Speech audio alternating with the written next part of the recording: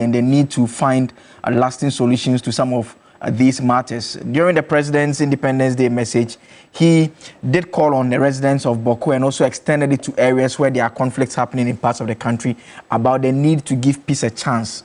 This is not the first time such a call is being made by a sitting president. Various attempts have come in. We've had eminent chiefs step in sometimes, all as part of the efforts to find a lasting solution to the situation there. And we'll try and see how that one goes through. If time permits, we'll touch also on the issue of Galamsey as well.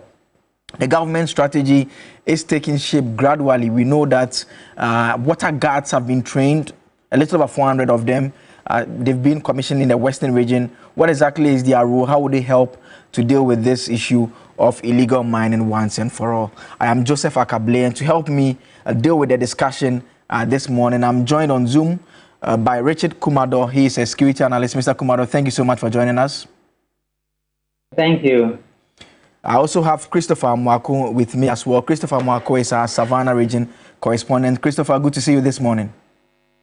Yes, good to see you too, Akable.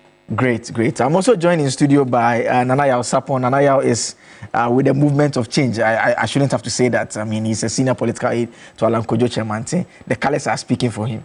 How are you doing, Nanayao? And I can see some of our colors also in yours. Oh, really? It's been obvious. It's not the predominant color. That's not a problem, but then you have it in your clothes. Okay. Movement for Change is one political organization or establishment that almost every young single Ghanaian, after having heard Alan speak, after having heard what we had in mind and in stock for Ghana, is always proud to be associated with. I mean, if you are somebody who wants Ghana to move forward, if you're somebody who've always thought about Ghana moving from the current gorgeous state in which it is into an industrialized economy, you are somebody who would definitely vote for Alan Tremonti and for that matter, movement for change. And the colors, of course. I mean, who doesn't wake up in the morning to see the rising sun? Who doesn't wake up? Who doesn't want to go to sleep to see the moon in that mango yellow form? And it's an attractive one for that matter. And you can find it in the Ghana flag. It makes it beautiful. Next to Nana is Dr. Abdul Jalilu Ateku. He's a conflict and peace building expert. Doc, it's good to see you. Thank you very much. Great. You should have sat in the middle because there will be conflict. There will be conflict, right? he has to mediate. Okay. I want to start the conversation by first engaging Christopher Bawku. Christopher is our Savannah region correspondent, and Christopher, because Christopher has some information for us about some clash that has taken place. He's not in the Bawku area. Christopher, bring us up to speed with which area this conflict took place. We understand some lives have been lost.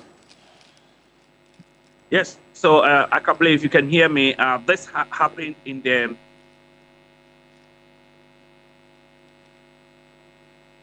Okay, we're having a challenge with the connection to Christopher. I will rectify that and come back. I think Christopher is back. Chris, you're making a point about what we are learning so far. Yeah. Between two communities in the Nanumba South district of the Northern region. Now, what happened was that there is a portion of land, in fact, that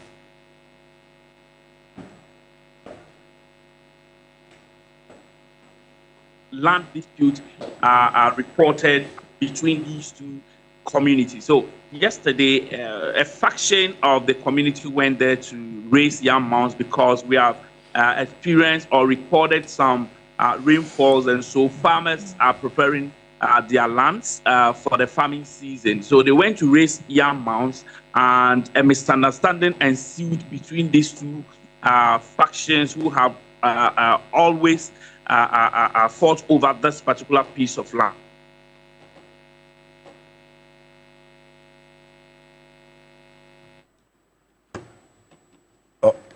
Okay, so what Christopher was telling us is about a situation that we had in Woolensey in the northern region, specifically, yes, in the northern region. And it's the point he was making had to do with a clash over a land dispute in the Nanumba South district. We are told that at least four people are believed to have died as a result. And it has to do with a dispute over land. And one of the factions to this dispute had gone and tried to cultivate a parcel of the disputed land. We understand that the dispute is even pending in the courts. And once this faction got over there and tried to cultivate the land, the other side were not happy about it. And so there was a bit of violence. And we are told that at least 4 people are believed to have died as a result of this violence. Now, the other issue that we said we're going to discuss has to do with the Bawku situation, where we are told that since 2021, at least 3 security personnel have been killed. The latest is a warrant officer who has lost his life. It's one of the areas that conflict has been raging for a while now. We understand that government has, over the period, either tried to impose a curfew or also deploy more men to the area, joint military and police task force to the area, all to try and bring the situation under control. Let me engage security analyst Richard Kumado, who is still with us. Mr. Kumado, first off, what do you make of what we are learning? I mean, different parts of the country, but the commonality is that the dispute is either connected to land or chieftaincy and succession to an extent.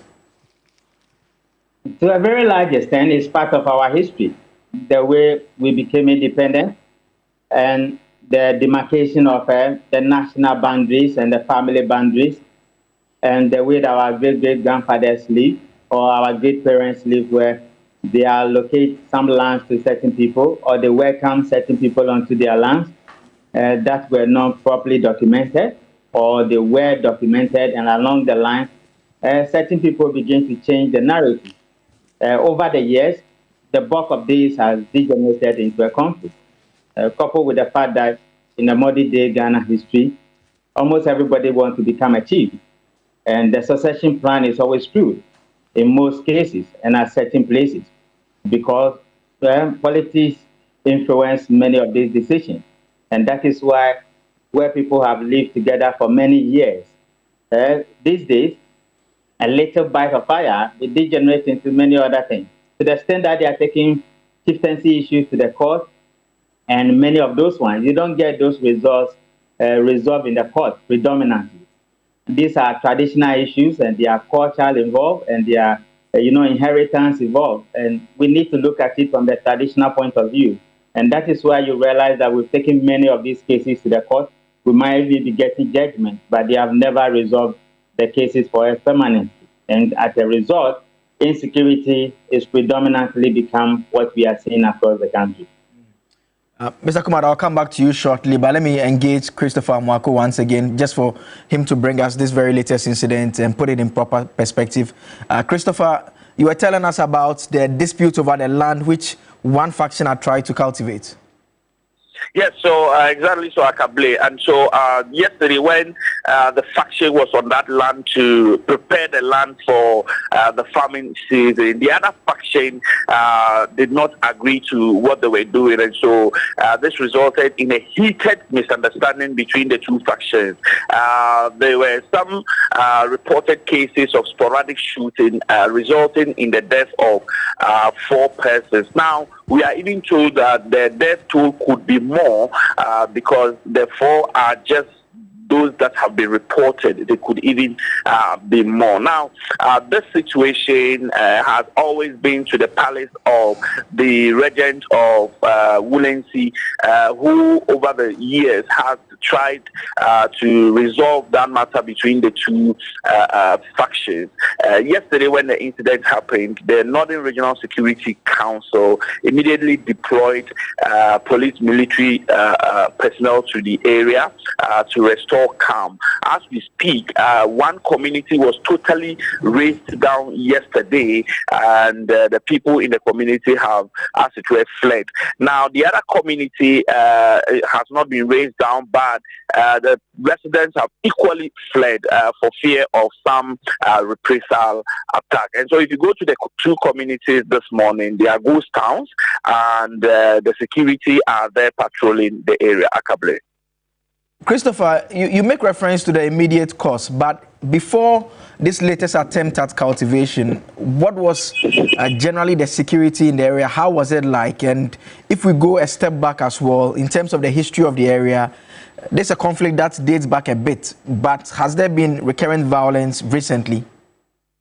Yes, so Akable, the issue is that even though it's an annual thing, whenever the farming season approaches and the farmers within that enclave are preparing their land, they always have these misunderstandings. In fact, that is not the only land under contention. There are several other lands that are under contention, but whenever the issues come, they are able to resolve them at the chief's palace. Now, if you come to the northern parts of the country, this is how it is done. If you ever farmed at a particular place, it means that the areas around that particular land, you have the right to farm in the ensuing years around that place. So if someone comes from somewhere to come and enter to farm around where your farm is, it becomes a challenge. So usually we have reported cases of these farmers going to the chief's palace for them to resolve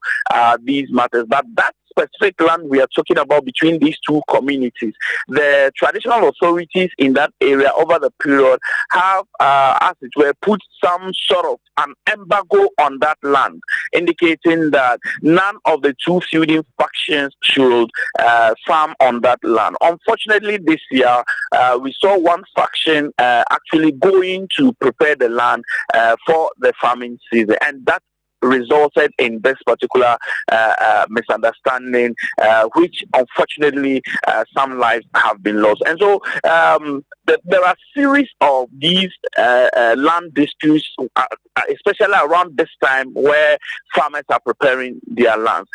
Because people want to expand their farms, they will want to go beyond their boundaries to actually get some land to add to their farm. And so these cases are often and usually reported around this time. I mean, finally, Christopher, do you know whether the police have been able to make any arrests since this incident, and how has this affected activities in the area? I mean, today is a normal Tuesday. I mean, I expect that people should be going to school. They should be going about their various places of work. Yeah, so automatically the areas within these two communities, Akable, I can say that it is not only going to affect the schools, it is not only going to affect economic activities, it is also going to affect the very occupation of the people, which is the farming. Because as it stands now, people have even fled. They are even afraid to go to their farms. And we recorded some rainfalls 2 days ago in this area. And so, you know how scorching the sun is these days around this part of the country. So once the land dried up, it means that they will have to wait for another rainfall before they will be able to continue with the preparation of the land. Had it not been for this conflict, the rainfall that they had could have being used to prepare the land so that they will start planting their yam sets, they will start planting their maize and other crops. Unfortunately, they cannot do that as it stands now. For arrest, we have not heard of any reported case of arrest by the police. And you know, Akable, that it is very difficult to even get this information from the police because these days they do not want to communicate to journalists directly. And so we are making follow-ups to the police to find out if they have actually been any arrest, but for now we cannot confirm any reported cases of arrest. But what we do know is that the two communities are empty. The people have deserted the community. The police, military, patrol team are in the community. I'm told that the regional minister is expected to visit the community today to, as it were, ensure that calm is brought back to the area. The paramount chief of the Woolensea traditional area this morning has also indicated that he is going to hold a press conference and caution the two communities henceforth. No one should ever try to develop that land when it comes to any farming season. Many thanks, Christopher, there for the great reporting. Keep close tabs on what is happening in that area and bring us updates subsequently. And so you heard from Christopher Bawku, our man who covers the Savannah region, but this situation is reporting has to do with the Nanumba South District in the Woolensea area in the northern region, where he's bringing us updates on the fact that a dispute over land has resulted in the death of 4 individuals. Joining us in the studio as part of our discussion this morning, Fred Agbenyo, the first MP for the Guan constituency. It's good to see you. Good to see you, my brother. I mean, we're having a conversation about the conflicts, mainly ethnic conflicts that are happening in parts of the country. And I want to come to you first because, I mean, you are in the OT region. I mean, if you compare that region with other parts of the country, you tend to have, once a while, some of these recurrent conflicts happening as well. And the commonality that we've identified in some of these areas, either it boils down to being a chieftaincy dispute or a dispute over land. I mean, as an MP in that area, I mean, you must always be a bit apprehensive, hoping that you don't have the recurrence that we've seen in times past occur again. Well, thank you very much for the opportunity to be here this morning. Let me say good morning to our viewers, especially the good people of the Republic of Sao, as I'll choose to call them.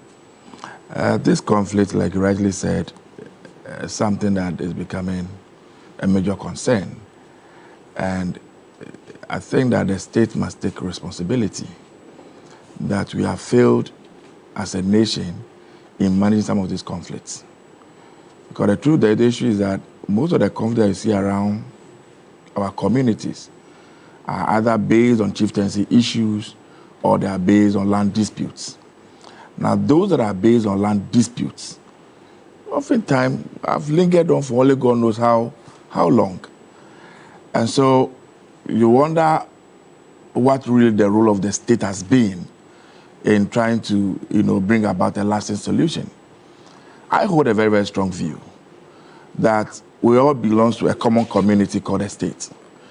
And our collective peace is key.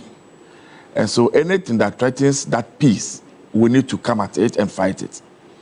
Now, if 2 communities, 2 tribes, 2 group of people, 2 individuals cannot agree on the ownership of the land, or of a parcel of land, my view is that the state should be able to move in. And that's okay. You can't agree on who owns the land, where the boundary is. We are placing the boundary here for you. You lose some, you gain some. Or the state is taking over that land from the 2 groups and then put it to a use that the 2 parties can benefit from. I don't know if I get the point I'm making. I mean, I get you. We've actually seen it being done in the OT area, even in the Futu area some years ago. The state once in a while goes into acquire it. But I mean, sometimes the people still disagree, and once in a while they try to take matters into their own hands.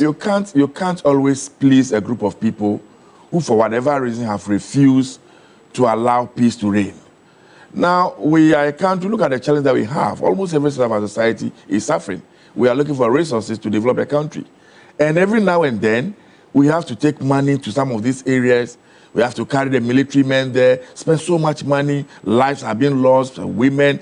A lot of, things that you don't expect to see in a society are the things that are happening. Should we sit back and say, because some people will be aggrieved, some people will not be happy, and so will not grab the whip? Sometimes we must come in. If it means that we are fighting over maybe 100 by 100 plot of land, let's take the land from the people and build a school on the land. Let's build a hospital on the land. Let's put up a project that both parties can benefit from, so that we can have our peace. Because this thing, I'm sure you want us to move even into the Bawku situation. Yes, I mean. Go and check the history. How long is it going to take? Chieftaincy. How long? But on this particular issue, I'm told it's a parcel of land that people are fighting over. Yeah. But for how long are we going to sit back and allow this to happen? And the sad thing is that, go to most of the areas, the land is even lying there fallow. The land is not being developed.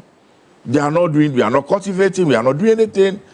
And yet, we are fighting and killing ourselves over that land that we are not even cultivating. And so for me, I think that, yes, we have all the legal regimes about law, what we need to do, what we must not do, and what have you. But a time has come when the state must say, enough is enough. This thing cannot continue forever and ever. And I'll start a few examples. When you get there right now, not so much is happening there in terms of conflict. We have always heard about this Alavanyo Nkonya issue. It's about a parcel of land. And we are told this now has been happening only God knows how long. You know, several decades ago. Are we going to sit back and allow? And anytime you go on the internet and you Google this particular area, the first thing that pops up is conflict. And where there's conflict, no investor is willing already to take his money there. Even though in most cases you get to the place and there's some level of calm and peace, but the internet will not forget what happened in the past. And so they always throw that at you. And so it gives impression, especially to the investor community, that there is, you know, some tension in that area, there's some chaos in that area, and so nobody is prepared to take investment to that area. I am saying that when this thing have lingered for too long, and the two communities involved, or the two tribes involved, cannot sit around a table and find a lasting solution, then the state must move in. The state can say, okay, you know what, this land that you are fighting over, we have put a hand on it. Let's go and do some afforestation. Let's put some tick and make it a tick plantation. At the end of the day, we'll harvest the tick. Whatever money we get from it, we need to solve problems of both communities. You know, look at the Nkwanta area. Every now and then, you know, again, it's about this tribal issue, it's about land issue, and it's as if some people benefit from some of these things. And so they find ways and means to make sure that it keeps on going. And the question I've always been asking myself, all the ammunitions that people are using, where are they coming from? You know, where do they pass? Is it these ordinary people down there who have the money to go and import these ammunitions from wherever they are bringing them from into the area? Or there are some big people in society, faceless people, who see it as a business opportunity. And so they go and bring in this ammunition to fuel, you know, the continuous, you know, destabilization of the peace in the area so their business can continue to thrive. I am saying that no community, no society, no individual, no group of people should be powerful than the might of the state. And so where persuasion fails, where reasoning will not prevail, and the state will continue to lose, and all of us will continue to lose, then we must crack the state whip. You go to some of these areas, and even institutions, schools are closed down, hospitals are closed down, you know, banks have closed down. Why are we doing this to ourselves? If you know Bawku very well, by now Bawku should be one of the biggest cities in the Upper East region. You know, if you look at it, particularly in terms of the strategic location of Bawku. I mean, access to Togo, Burkina, very close. Where they are, very, very strategically positioned.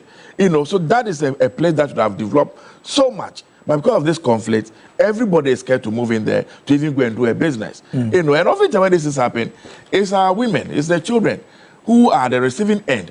And the men, in quote, who are involved in these things, often tell themselves, they don't even, you know, suffer from this. I think that, like I said from the very beginning, for me, in as much as we can blame the persons involved, that is why as a republic, we have made laws for ourselves. We agree and we believe that if you allow everybody to do things the way they think and feel, there's no way we can coexist. And that is why there are, you know, regulatory regimes and structures to make sure that we all conform to a particular way of doing things. I am saying that some of these things that have lingered for too long, the state should be able to move in and say, you know what, this is the demarcation, this is the state's decision, and everybody must be seen to comply and go with it. That's the only way we can get out of this thing. But if we continue to play the normal, you know, like if you are pampering young babies in the house with some of these major issues, it is going to linger forever and ever and destabilize our collective peace. I mean, let me come to you now, Doc. And Doc, he rightly makes the point that this has persisted for a very long time. The state, he makes the point again that they have the might. I mean, what in your assessment accounts for the inability of the state to deal with this particular matter? And you can take a map of Ghana and we can all sit around it and we can easily identify conflict areas. Right. Thank you very much. Good morning to your viewers. Actually, I'm also coming from one of the conflict-affected places. Nkwanta, I come from Nkwanta, so Moti region. Right. So, and he rightly talked about the role of the state in dealing with some of this matter. And so we expect that the state, I mean, the government will perform, right, the functions that the state is supposed to do. But unfortunately, right, there have been interferences from, I mean, the government that are supposed to also contribute in resolving the issues. For example, if you look at the Bawku, right, the Bawku one that you are talking about, I mean, virtually there are several factors, right? But one of the key factors which is also fueling the conflict is the political position. So if you look at from colonial period, because this particular conflict, started somewhere in the early 1930s, 1957. I mean, the colonial government, for example, established a committee and all that to deal with the matter. But subsequently, we've not been able to resolve it. NLC decree came in, PNDC passed the PNDC law, right, to deal with the matter. And yet we are still having the issues.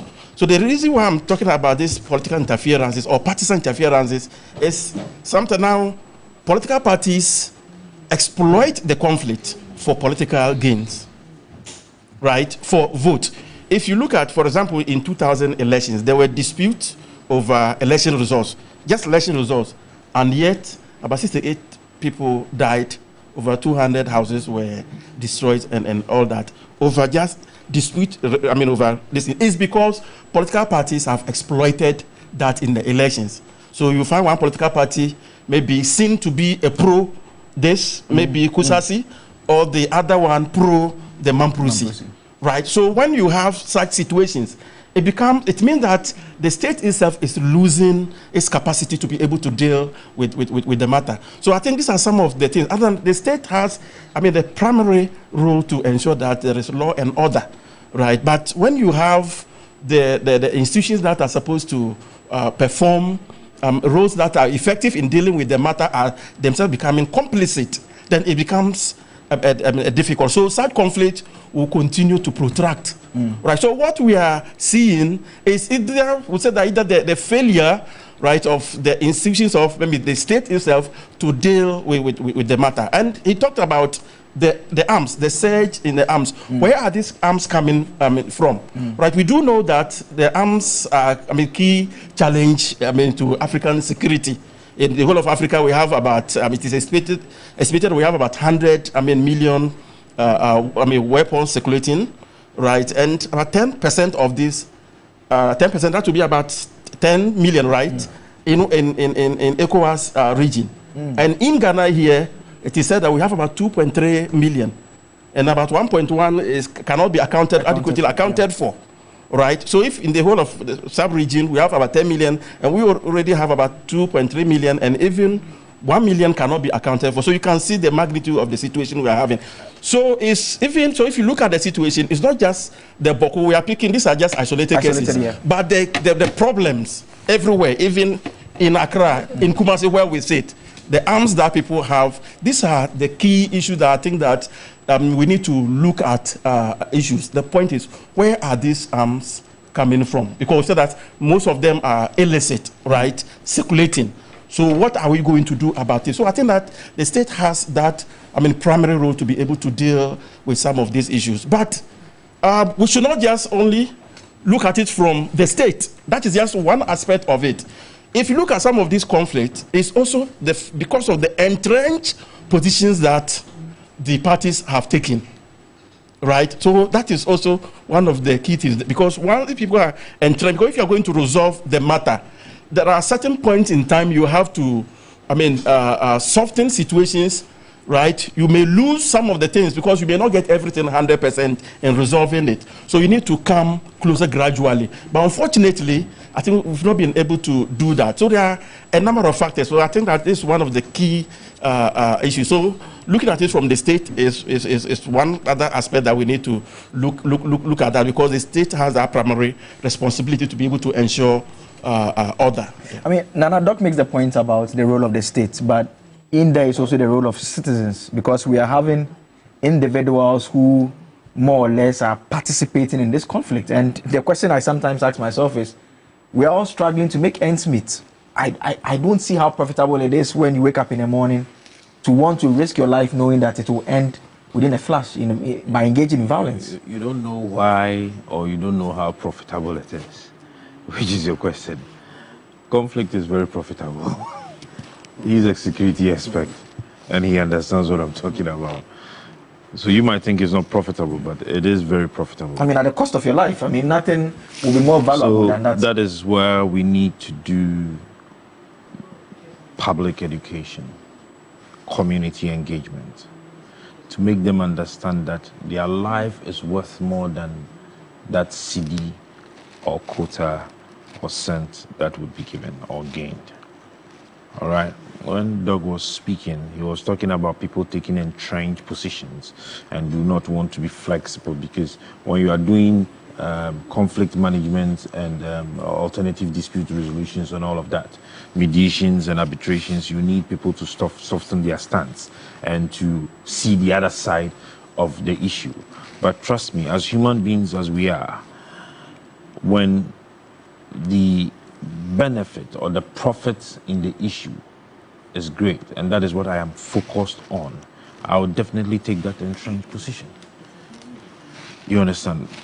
The main causes of conflicts in this country, as they've stated: land, chieftaincy, family inheritance, all right, and sometimes religious beliefs. You understand? These are the major causes of conflicts within our jurisdiction. All right, and we should understand that these things I have mentioned are a part of us. And conflicts, the experts will tell you that they are a part of human nature. It's inevitable. All right. So I personally believe, or have come to agree with a school of thought that says that conflicts should be managed. In our attempt to solve them, all right, that is where people begin to resist. But when we have been able to give them a reason why they should coexist, a reason why they should be together, a reason why we should not be friends, but we should work together for the benefit of our children's children. We should work together for the benefit of the growth of our nation. We would learn, or it would come to a point where you will know that the conflicts in most of these areas are watered down. That is one thing we should know. Yeah, Doc mentioned something, and you see, sometimes we want to play around with it small.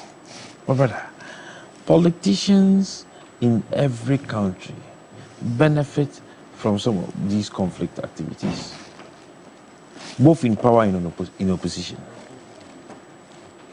We have to be blunt. Politicians, are you not surprised that sometimes there would be a conflict issue raised in certain communities? Then these politicians will be quiet about it, allow it to linger on for a very long time before they pass commentaries on it. They will tell you they were doing background discussions and don't explain to you. Add yourself to it. For the purposes of this discussion, I am not. I think I agree with Fred. We can't separate you. You're For the politician. Oh, now then, you're a politician. See, every dog is not. So. And it does happen. And listen, there are some people who derive business opportunities. There are people who gain votes. There are people who gain properties when these conflicts happen. And so if we are not able to tackle those matters, because there are those that fuel it. There are those that fuel it. Let me ask you this. Do you see these big men, lawyers and doctors and, big businessmen go to these conflict areas to go and fight? But yet, when they are trying to resolve these conflicts, there are those we call to sit on a round table. They will say they are opinion leaders. Opinion leaders where? They are those fueling the thing. So if you are not able to buy them to understand and agree with you, all right, the people on the ground would continue to fight. But government has a responsibility. Honorable was talking about the fact that government should come in strong. That is the understanding I got. To take charge and to be seen as the authority and stamp their authority for that matter. But I beg to differ a bit. If government is able to put or trigger certain processes and elements, all right, that would engage the people, government would not have to shout. It is like a father who is in the house with your wife and your children. You understand me? If you have put things in place properly, you do not need to shout for your children to obey or respect you. Okay. When they see your face and they look into your eyes, they will be reasonable. Okay. Okay? Most of these conflict areas are deprived areas. We deliberately starve them of development. We have done that over the years. It is not solving. I mean, on the flip side, someone will say that the violence is not allowing development to go. No. If we want to take development there, we will take development there. You understand me? If we want to take development there, we will take development. How many conflict areas in Ghana here has occurred that you see people burning down government institutions? They always go to burn down their own huts. So what is preventing us from taking development there? Once we want to take development there, it means that we will be creating jobs. All right, we will be shifting their economic standards from the current state which they are to a higher state. Now, once the person's economic status changes, his thinking changes. Who wants to die early when he has money in his accounts? Who wants to die early when you have been able to marry a beautiful wife in your house? Who wants to die early when you have the capacity to travel for holidays and go and come? You understand me? You see, the politicians, the typical politicians will fight you on this matter. Yeah, you're now qualifying. But just to wrap up, okay, there ought to be some security reforms, security sector reforms in our nation. One of it should be the appointment of our heads of institutions, dropping down what I call the security decentralization. You might have a terminology for it. So from the national to the regional to the district levels, there should be a proper way of appointing these heads of institutions. You understand me? The reforms that would take place in the security sector. What is the relationship between the security services and the community? What has been the engagement? What has been the availability of these security services in informing or educating the communities when it comes to violence? Because you see, we are talking about small arms. I know we have the National Commission for Small Arms and Light Weapons. What has been their take on all of these happenings? Because sitting here, I cannot just go out there to go and procure a weapon.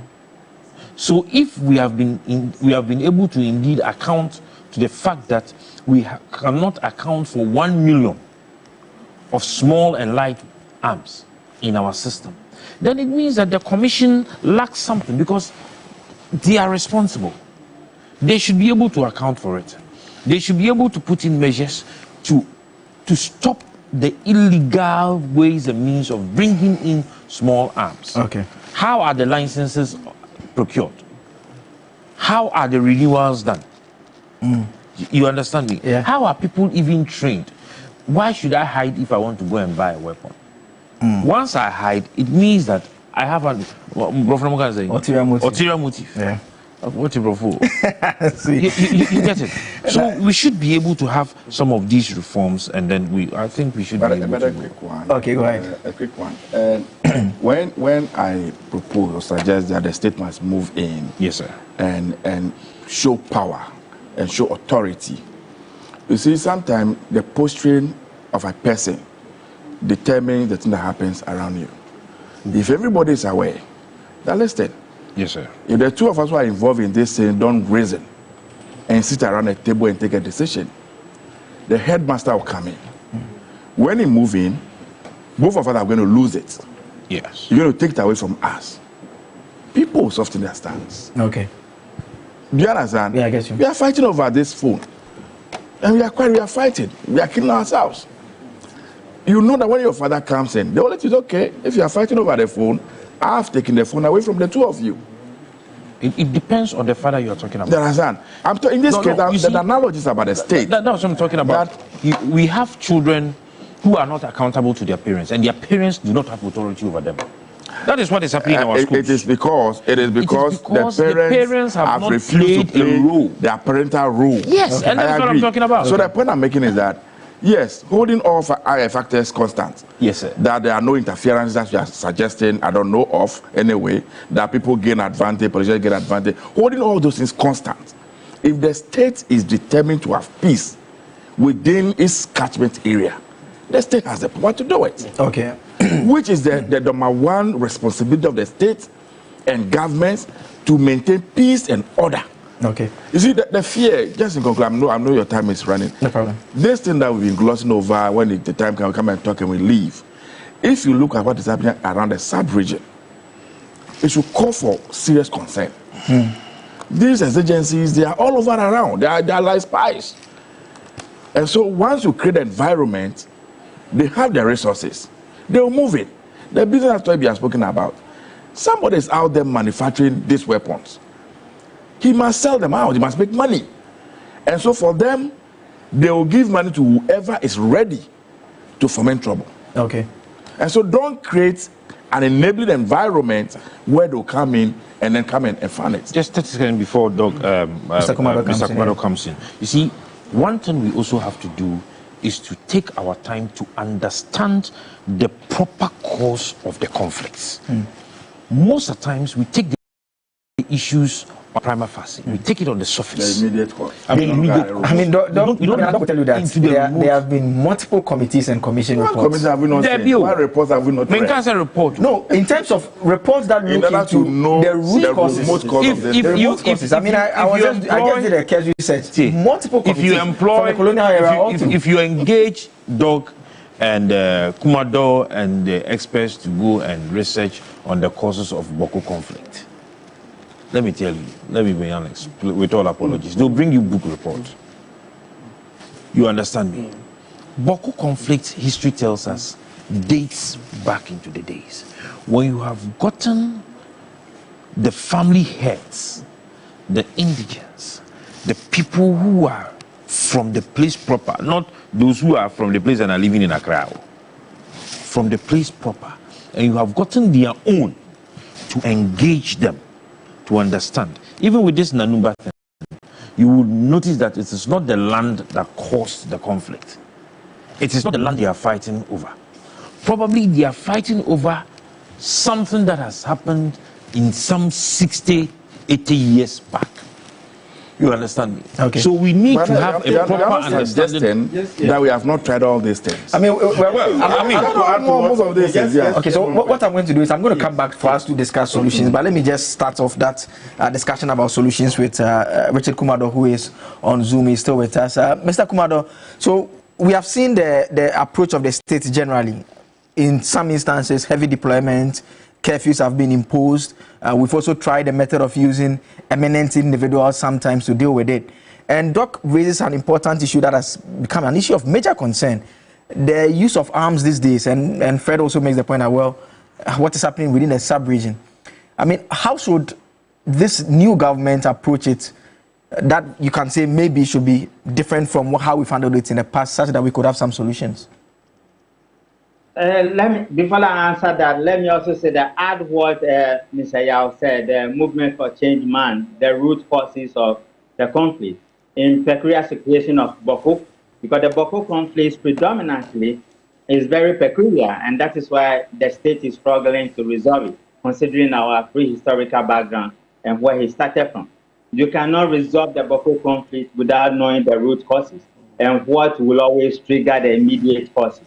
And so that is the thing I wanted to hear. And with all the discussions in the studio, when I heard that one, I was very happy. So movement for change, thumbs up for you. Politicians have exploited this particular conflict in Bawku for all these years. They didn't want you to say it, but thank God you have said it. And in regards to Mr. Alan Chamante this morning, people benefited from the conflict because if you remember, President Kufuor lamented how much money we are spending on the Bawku conflict. And we raised the issue about where was the money going and who are the people doing the procurement. And are the security officers in Bawku benefiting from this money? And to that extent, that is why people will always want the conflict to move on.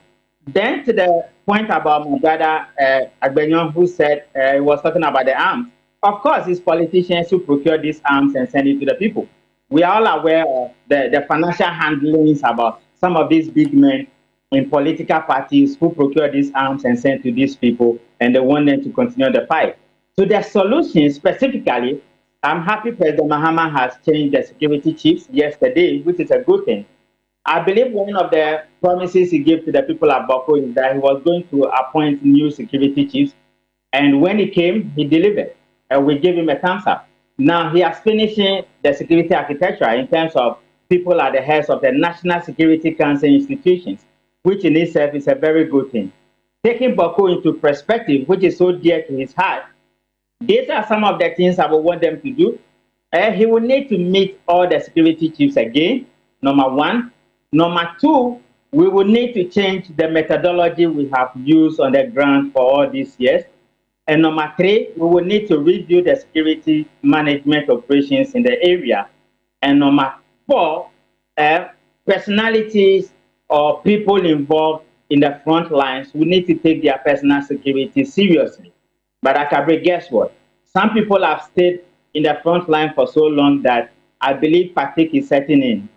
And personal motivation to defend the people of Bawku and to grant security guarantees are fading. And to that extent, in reviewing the approach, I think we will need to look at how many more months certain security officers will have to be on the ground. And one of the things we must also do as part of the review is to reclassify the trouble zones or the hostile zones within Bawku so that security officers will be mindful of not going within without or going beyond the control environment. And to that extent, some of them might get themselves killed. And guess what? Once a security officer is killed, the likelihood that 10 more civilians will be killed is very high.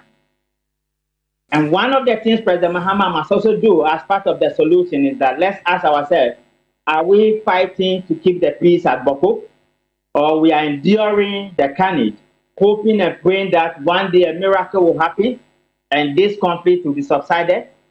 And to that extent, it will continue to create the public safety challenges we are getting because we are not getting the assurances that matches up the nature of the carnage we are seeing on our roads at Bawku. Having said that, the people who have been tasked with the responsibility of using traditions and culture and all means to resolve the conflict, they are not moving as fast as we want because of the methodologies they have also applied that they will hate slowly. In hasting slowly, we should be ready that certain people will trigger certain actions that will lead to the killing of civilians and security officers. And I think that those with the responsibility of using tradition, culture, and all the things that belong to us as Africans to resolve the conflict, if they are speed up a little bit and they have resolved their aspect of the conflict, which is triggering the overflow into the street, then you wouldn't have many more people dying, and you wouldn't have my brothers and sisters in the uniform dying.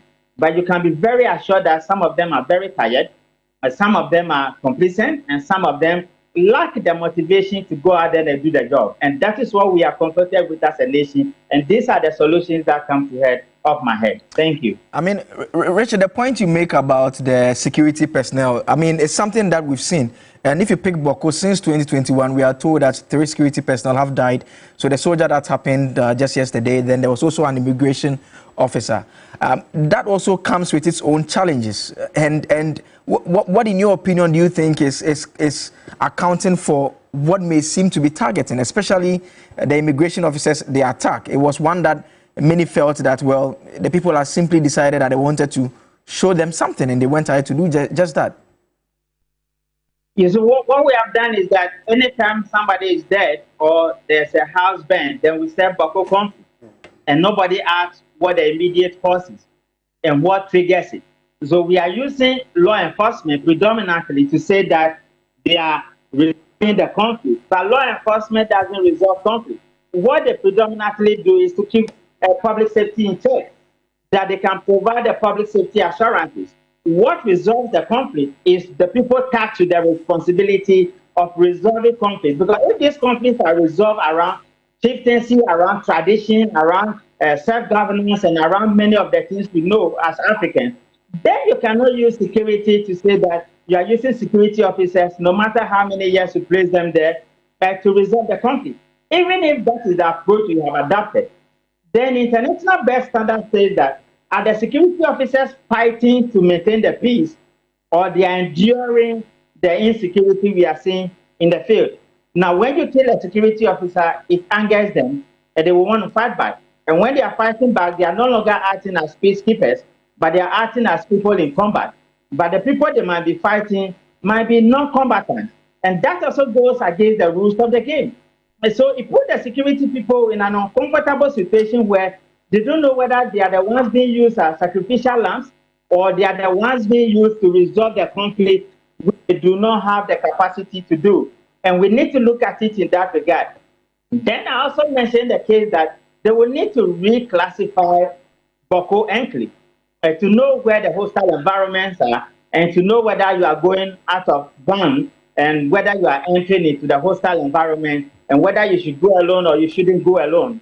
But compared to the extent that some of them have stayed there for so long, they could get familiar with the people and they could get involved in some other things that goes beyond law enforcement. And that is why the standard procedure says that they will need to be changed over time.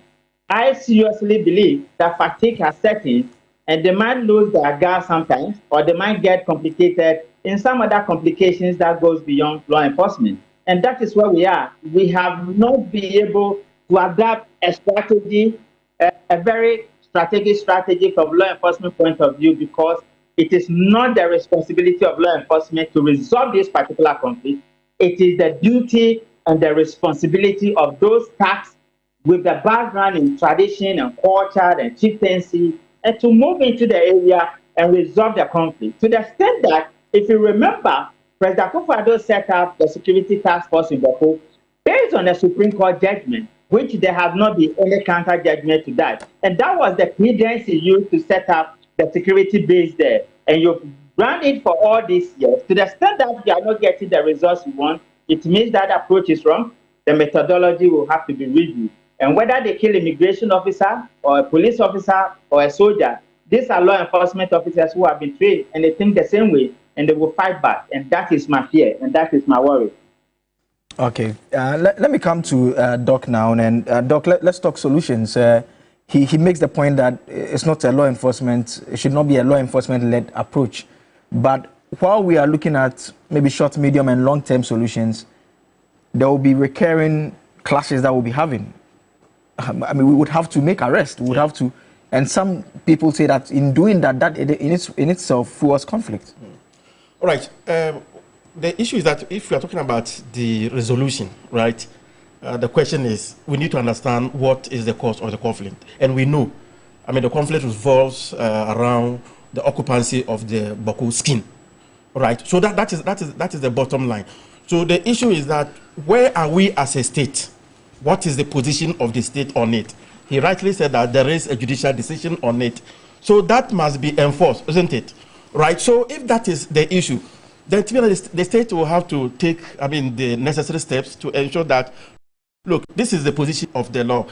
As we speak right now, maybe there's no counter, I mean, decision on it. So that is what we have at the moment, right? But like you indicated, occasionally we have some of this. So, and that is why the approach has been using the kinetic and then the non-kinetic approaches. That is the kinetic using the hardcore security, right? Or maybe deploying security to neutralize whatever threat that may come up, right? And we can't completely do away with that, because so long as, I mean, lives continue to be threatened, then it means that you will need the state presence in order to do that. But that will not resolve the conflict, right? But that is also important part, because if people are fighting, you are not able to, ensure some amount of calmness, right? It will be difficult to move in the non-kinetic measures to be able to deal with that. So it is important that is key. That's important. The other aspect has to do with getting the issues resolved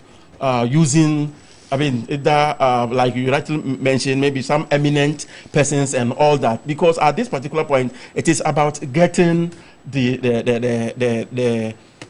key, right, the key actors in it, or maybe the primary parties, to be able to soften their entrenched positions so that they will be able to arrive at something. So that is very important. And that is not to suggest that that is not, happening, right? Yeah. There is what we could, there have been a number of NEP, Catholic Relief Services, Christian Council, and what have you. There is also the Bawku Inter-Ethnic Peace Committee, right, which is also adopting what we call the bottom-up approach and resolving the conflict. That is very important. So what will completely resolve it is these non-kinetic measures, which is very important. So I think that it is important the government must invest a lot in that, right? Other than that, but at the moment, because of the threats to lives, we are spending a lot on maintaining the security over there, maybe at the expense of, the other aspect, which will be key in getting the matters resolved. So I think that the government should invest in that, right? It should not just be left to maybe some of these non-state institutions alone, but I think that they will need support in order to be able to deal with that. So what will actually help us to see to the complete resolution of it is to invest in these non-kinetic measures. Peace-building measures are very, very important in that. The issue is that the people will always ask that, are we sure that we'll be able to end the Bawku conflict? There have been civil wars in Liberia. We've experienced civil war in Sierra Leone, Cote d'Ivoire, but they've been able to resolve it. So it means that we are also able to resolve this conflict, and I'm happy about the renewed political will to be able to deal with that, because I think the President Mahama promised that, when he's giving he'll be able to ensure that there is law and order and all that. So I think that we need this, we need to support the renewed position of government on it, and then we are expecting that the government will be very dispassionate in confronting the issue so that we'll be able to deal with that. I believe that it can be resolved if we are able to identify, deal with some of these nagging issues that are holding us. So I think that if we are able to deal with that, then resolution will be in sight. But if we continue to maybe exploit, right, the conflict for whatever gains, then it means that it will continue to be there. And it shouldn't be like maybe someone should be killed before we move in. I think that it is important that some of these measures should continue, right, especially the dealing with it from the maybe kinetic measures in order to be able to resolve that. So I think that is what will be necessary in dealing with it effectively. Then I see you going through your Bible. Yeah, that's the King James Version. Yes, the great transformation plan. You see, when the experts speak, sometimes we the roadside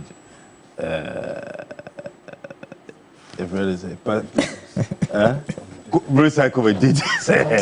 Sometimes we find it difficult to come in.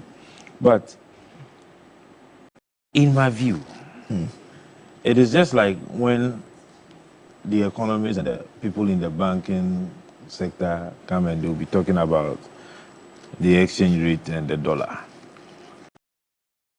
You have the rate, but Abochi get the dollar.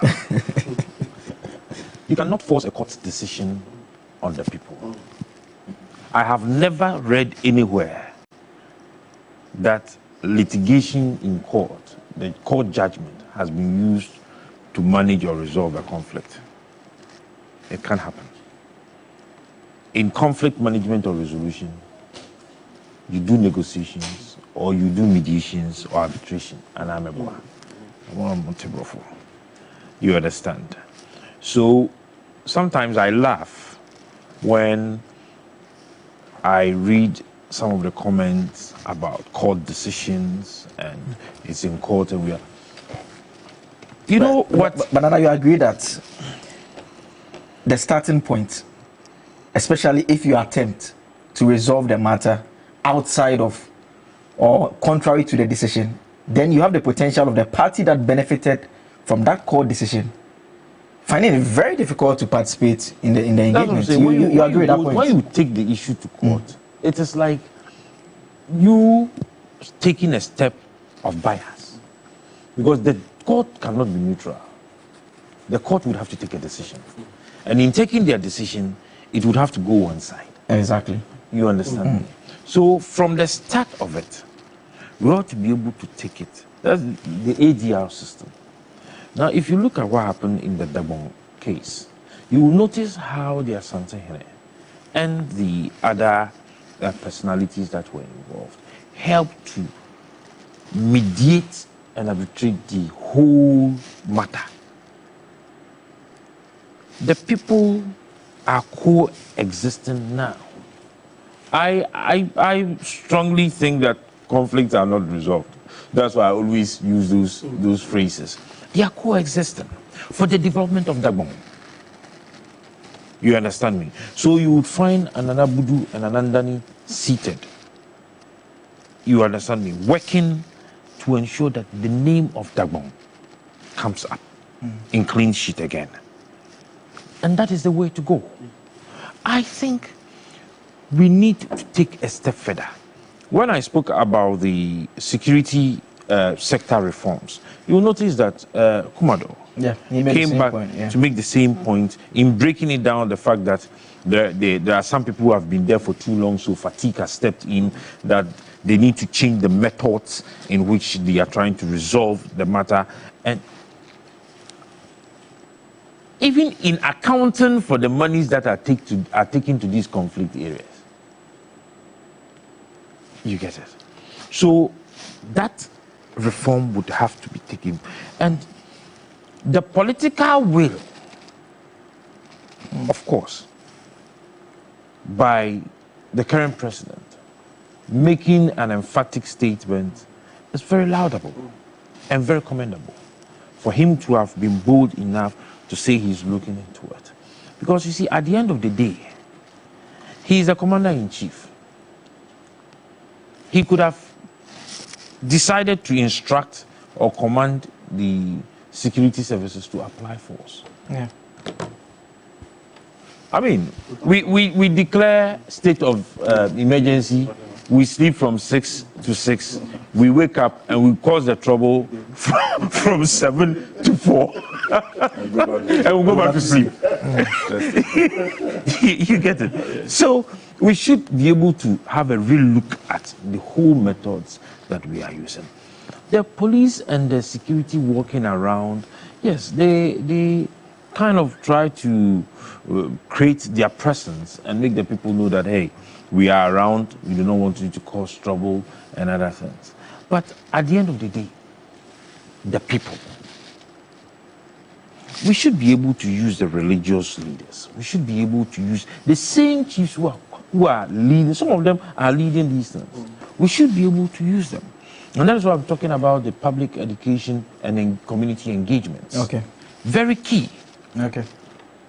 And please, if we have jobs and industries in some of these areas, if you have brought about 100 youth leaders in that community together to form a company, and you have allocated to them 100 acres of land to engage them in food crop production, say maize, and they know that at the end of the 4, 5, 6 months, they are going to get money. Do you think that they would fight and then burn that 100-acre farm? Okay. If you have engaged them, I grew up in the north. I was born and bred there. I schooled from Bethel Methodist in Ward K through to Tamale Secondary School. In the current Bimbilana, Your Majesty, forgive me, but in school we used to call him Kintek. You understand? He had his other side of the gate in the same dormitory. They were sleep here, boarding house system. would you fight? We used to all do the shooter and eat together. And we had a responsibility to clean the dorm.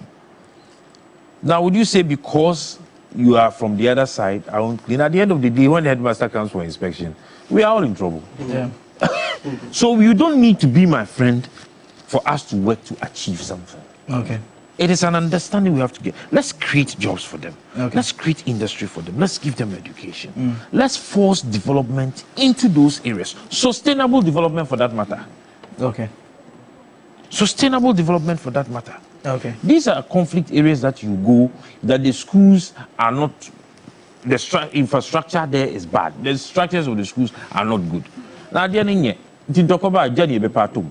but when they have seen that kind of infrastructure, so beautiful, so attractive, that his son, his daughter, the brother, the niece, the nephew attends that school, that beautiful edifice, with a fine gentleman like you in there as a teacher, he will not go and destroy it.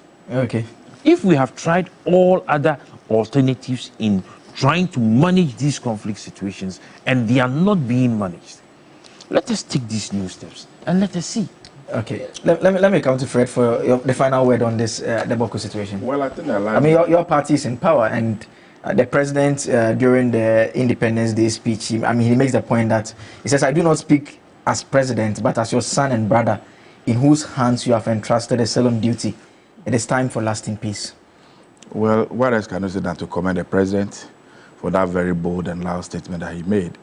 And he didn't just make a statement in Accra. If you recall, he visited a place. Yes, he did. And he met with the people involved, to try to engage them and see how we can find a lasting solution.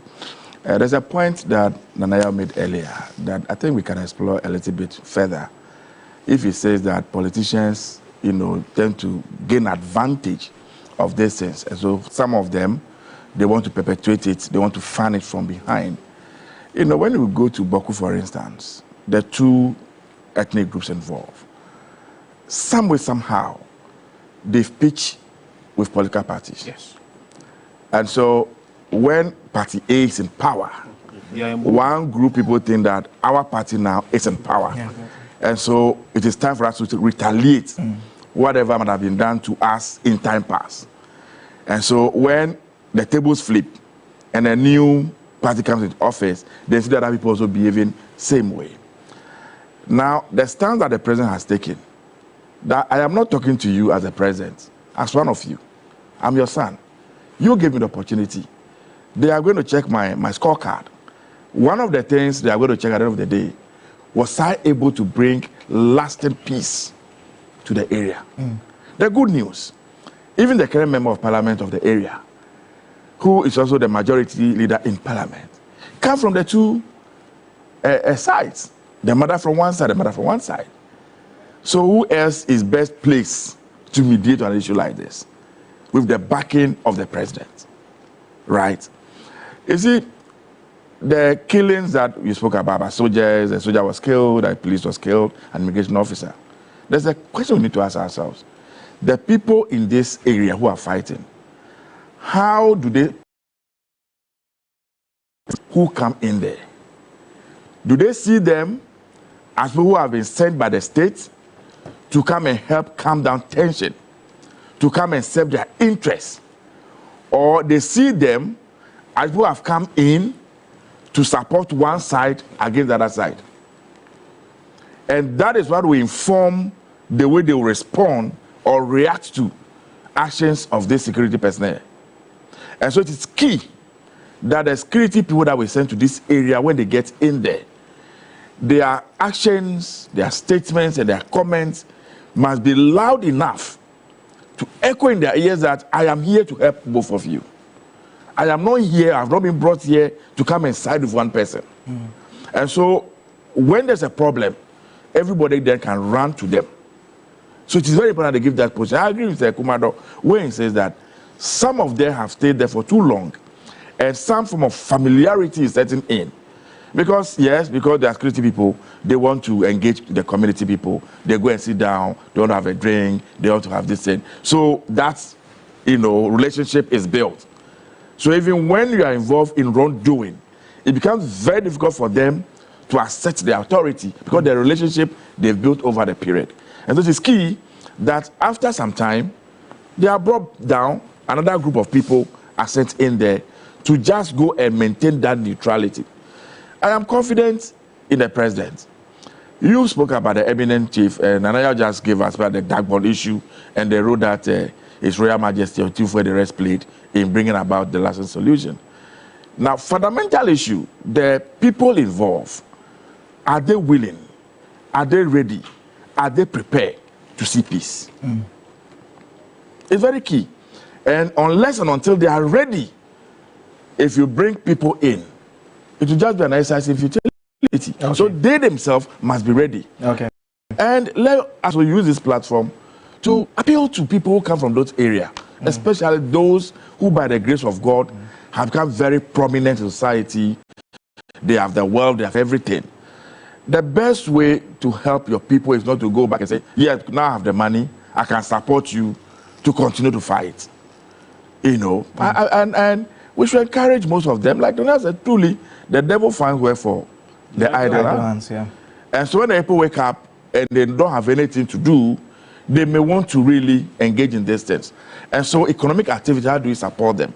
Those who come from those areas, majority of them, once I go to Accra, they have good places. Let's go back and build those big houses in the area. Yeah. If we have invested our money in the area, and if you can sit in Accra and watch somebody set fire to, you know, your 10-story building house, then we will see. So go back there, let's invest there. Let the people see that we have come back to help you to develop the area. And I believe with those things, we will be able to surmount this. But really, where Ghana is now, the first and foremost thing that we need is peace. And that is why we need to be able to drive the development of this country. And Fred, there's one issue that someone is just drawing my attention to. I want to pick your thoughts on it. About the fact that this latest incident, the death of a soldier, there is the fear, and he said that people have started moving away from the area. There is the fear that we may have the military go in there, as we've seen happen in some other areas where we've had similar situations. Well, I think Mr. Kumado alluded to that, and the military has proven time without number that anytime you touch one of them, you have touched all of them. And they will want to prove to you that we are the gatekeepers. We have the might, we have the power, and we are able to protect ourselves and protect you. And I will not allow you to step on us. But under the circumstances, I don't think it will be the best approach. In as much as we sympathize and commiserate with the bereaved family, the military as an institution, and the whole of Ghana, moving in there with a military force, I don't think will be healthy at this point. And so we want to appeal again to the Commander-in-Chief of the Ghana Armed Forces and the leadership of the security services, that on this occasion, I will call for, you know, tempering justice with mercy. I will call for that. Let us rather, you know, tempering justice with mercy will be very, very key. Let us rather use this pain to go in there and call the fascists together. I mean, Doc, you agree with that point? I mean, they should hold their hands a bit at this point. Yeah, exactly. The issue is that, you know, when things like this happen, right, there are some people who have actually committed this crime. So if, I mean, you don't investigate to identify so that the right people are punished, right? If you invade there, maybe innocent ones will be arrested and all that. So it means that those criminals will continue to perpetuate their criminality. So I think that, yes, it's unfortunate that this has happened, just like he has said that. I mean, the life that was lost is to the whole of Ghana, right? It's unfortunate that that has happened. But I think that, I mean, when the military move in there, at least the primary focus is to ensure peace. So I'd rather think that, yes, I mean, moving there, I mean, it shouldn't be like to go and then maybe deal with the citizens. When it happened like that, it means that those who actually committed the crime will come back one day to commit the same crime, knowing very well that they will do that and then they will escape justice. So I rather think that, I mean, the police should try to, I mean, escalate their intelligence to be able to see if they can unravel or get those who actually perpetrated this crime so that they are punished. So when people are punished and they know very well that if I commit this crime, I can be fished out and punished, I think it is also one way of getting the matter resolved. So I think I agree entirely with him. And then he also rightly talked about the peace building, and that's the non-current measures I was talking about. It's important, whether it is the eminent persons and all the other activities, but it is important that the state must invest in that, because once the peace is disturbed, then you need to invest in it in order to ensure, lasting or durable peace. Yeah. Okay, Nana, briefly on the point about the possible retaliation. Retaliation is it's an old method. They should stop it. They keep doing it and people keep talking about it. You understand me? There are many new methods of dealing with this situation. Of course, as Fred said, we sympathize with them. A life is a life. You understand me? And anytime there is an issue, then the military moves in and they beat innocent people. And what annoys me is they beat women, and sometimes you don't even know children. Do you get it? Now just look at yourself in a military uniform. You couldn't go and control the thing. We are managing the situation. Somebody's life is lost, and you have gone to beat people who sometimes go to lie in the hospitals and get issues. Okay. It's an archaic method. Okay. And they need to be told to their face. Okay. You understand? Okay. Moving in that manner is not what is going to bring peace. Okay. Hey, akraboni. You going in there to beat them, at the end of the day, is that what is going to lead to the arrest or the identification of the person who perpetrated the crime? No. I think there's something I've been doing not too long ago. You know what I'm saying? That's what they've been doing. That is what they've been doing. And we have to tell them to their face that it is wrong. You see, it will get to a point, and if they're not careful, I mean, these things, sometimes we have to say it. Yeah. If they're not careful, they will go into a community that the community will rise up against them. Because me, like something happens, I'm not in the house. I'm seated here. Then at dawn, you come and enter my room. That you are coming to beat my situation. Oh, already Yankopon. No, you better came here to us. Oh, really? Because I won't sit for you to bump into my room and come and beat my wife and my children. No. So they need to reason up. They need to sit down, strategize, and try to investigate to fish out the people, not to go and beat the whole community. And when it happens, see, hypocritically, we all sit for fear of, I don't know what it is. Then we can't talk about it. Because they are we'll see how that plays out with investigations and everything underway. If I still have Mr. Kumado with me, if you can just wrap up for me just in 30 seconds. Now, what I know, and competently speaking, I know that non-punishable offenses will always rationalize bad behavior and promote antisocial tendencies in society. So whether it's law enforcement officers misbehaving or it's civilians misbehaving, in whichever category you want to put them, non-punishable offenses will always rationalize bad behavior and promote antisocial tendencies in society. And whether we are linking it directly to the conflict in Bawku or whatever their conflict in our communities or within our state institutions or private homes or whatever it is, I think there are laws in this country, there are rules and regulations, and we should seem to be abiding by it. I think as a nation, we lack the motivation to punish crime. And we lied about it, and we go around it. That is why we go around like adults, and nothing seems to be happening. We need to be bold enough, and we need to apply sanctioning regimes that are broadly applicable to instruments of and personalities that have been assigned responsibilities. Let's get a job done. But I want to say to my uncle Nanayao and my brother Fred and Doug that we are law enforcement officers. We are trained in a different category as civilians. When you take the military, for instance, they are not trained to go and maintain peace anywhere. They will fight, and once you touch them, you've touched one. So if you don't want them to go out there and be killing people like the way they've been doing all this while we'll be complaining, take them out of the conflict zone and let the police be the first responders. And once you have the police as the first responders, they have the ability to engage communities in the manner that promotes peace and engage civility by public education and awareness creation. But sometimes I think seriously, our modes and our methodologies and approaches in resolving conflict in this country has been very archaic, and it is time to wake up to our responsibility. Thank you. Thank you very much. You heard Richard Kumado. He is a security analyst. He joined us for this conversation. I was also joined in studio by Fred Agbenyo, the Member of Parliament for the Guan constituency. Dr. Abdul Jalilu Ateku is a conflict and peace building expert. He also joined us. He teaches at the University of Ghana as well. And Nanaya Osapon is a senior political aide to Alan Kojo Chairman. Yes, I heard him. He says that with this, we have always been complaining about the irresponsible behavior of the military when it comes to some of these matters. I mean, it's one that we'll discuss further subsequently, but that's all time would allow us for the big issue segment here on the New Day.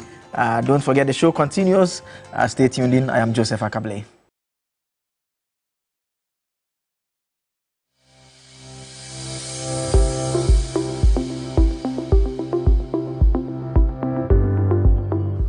Ghana City Bank note contains security features that is used to authenticate the note and verify its genuineness.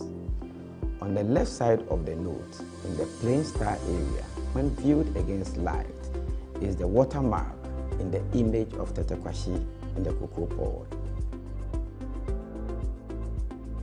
On the right side of the note, in the big 6 area, when viewed against light, is a line running from top to bottom.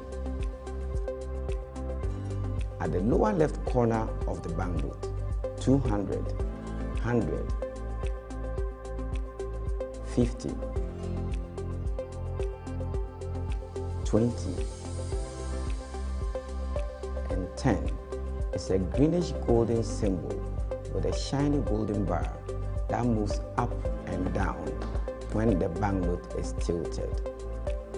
On the 200 and 100 Ghana City banknote is a 3D image stripe running from top to bottom. When the 200 Ghana City is tilted, the star on the stay sword expands and contracts. On the 100 Ghana City, the bird on the parliamentary maize flaps its wings when tilted. The 50, 20, 10, 5, and 1 CD have lines running from top to bottom called the security thread. In normal view, the line is broken. It becomes continuous when viewed against light. When the note is tilted, the star in the line expands and contracts. At the top right corner of the note is a shape that is sensitive to touch, which aids the visually impaired and the blind. Know the Ghana City and keep it clean.